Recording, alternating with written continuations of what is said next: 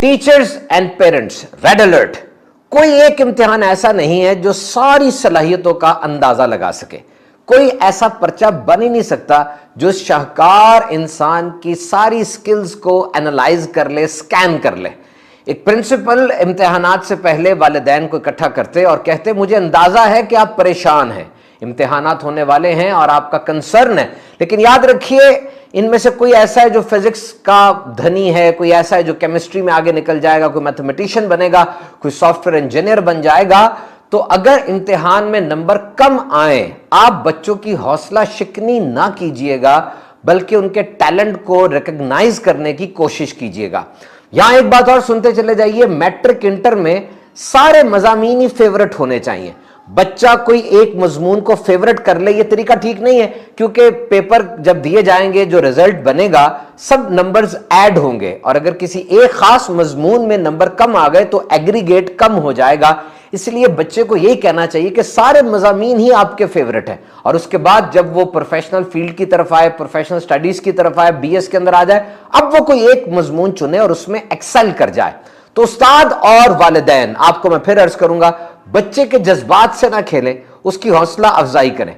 दुनिया में एक ऐसा निज़ाम तालीम है जहां पर लफ्ज़ फेल इस्तेमाल नहीं किया जाता, बल्कि कहा जाता है कि अभी वक्त नहीं आया। कितनी प्यारी बात है। तो जिसने मेहनत की वो फेल नहीं हो सकता। अगर आज किसी खास इम्तिहान में नंबर नहीं आए, ये मेहनत जिंदगी में किसी और इम्तिहान के अंदर पे ऑफ हो जाएगी, लेकिन वो फेल नहीं हो सकता। और हौसला अफजाई करते वक्त वालिदैन कभी भी कंजूसी ना करें, क्योंकि वालिदैन की हौसला अफजाई सबसे अहम तरीन है। वालिदैन जानते हैं कि बच्चे को क्या अल्फाज कहे जाएं, किस सिफ्त की, किस बात की, किस खूबी की हौसला अफजाई की जाए तो बच्चे पे सबसे गहरा असर पड़ेगा। यह वालिदैन से बेहतर कौन जानता है। तो इसीलिए हौसला अफजाई कीजिए, हर काम पे, हर कामयाबी पर हौसला अफजाई कीजिए। नेगेटिव बातों से, नेगेटिव लोगों से बचे। देखिए, अगर मैं आपको मोटिवेशन दूं, पॉजिटिव बात करूं, आपको उठाने की कोशिश करूं, यकीन करें जितनी मर्जी लफ्फाजी ले आऊं, फसाहत और बलागत, कहानियां सुना दूं, अगर आप नहीं चाहेंगे आप मोटिवेटेड नहीं हो सकते, आप उठ नहीं सकते। लेकिन अगर मैं गिराना चाहूं 2 सेकंड में गिरा दूंगा। ओ, आपकी शक्ल को क्या हो गया? जैसे हमारे घर के पास जो बंदा मरा था ना, मरने से पहले उसकी शक्ल भी ऐसी हो गई थी। अब क्या हाल होगा? फौरन ही गिर जाएंगे। जब तक टेस्ट नहीं करा लेते, डॉक्टर से स्टैंप नहीं लगवा लेते, चेहरा खिलेगा ही नहीं, मुरझाया रहेगा।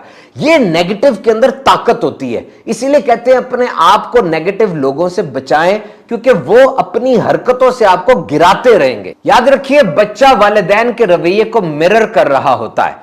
95% केसेस में जब बच्चा डिस्टर्ब होता है, बच्चे को कोई प्रॉब्लम नहीं होती, दर हकीकत घर में फैमिली इश्यूज चल रहे होते हैं जिस वजह से बच्चा डिस्टर्ब हुआ। अगर बच्चा बीमार सा लगता है, स्कूल में रूटीन ठीक नहीं है, ठीक है, अगर कोई ऑर्गेनिक इलनेस है, वाकई बुखार है, वो बचपन में कोई बीमारी लेकर बेचारा पैदा हुआ, अब वो और चीज है। लेकिन अगर वैसी रूटीन बच्चे की ठीक नहीं है, मूड ठीक नहीं रहता, चिड़चिड़ रहता है और मारता है, इस तरह की बातें हैं, तो याद रखिए, what parents suppress child will express. जो चीज वालिदैन दबा रहे हैं, बच्चा वो चीज मुंह से निकाल रहा है। Parents happy, children are happy. और अगर 5 साल से कम उम्र का बच्चा वो किसी मसले का शिकार हो गया, नफसियाती टाइप, तो छोड़ दे उसको, मां पे तवज्जो दे, मां का प्रॉब्लम आ रहा है। बच्चा उस इंसान से सबसे ज्यादा सीखता है, समझता है, जो इंसान उसको सबसे ज्यादा टच करता है, और मां ही सबसे ज्यादा टच करती है। तो मां का यहां पर रोल अहम तरीन है। जब भी बच्चा स्कूल से घर आए, कभी भी उसकी पढ़ाई की कारकर्दगी ना मांगे, कितने ग्रेड्स आए, क्या पढ़ के आए, होमवर्क किया नहीं किया, क्या होमवर्क मिला, नेवर।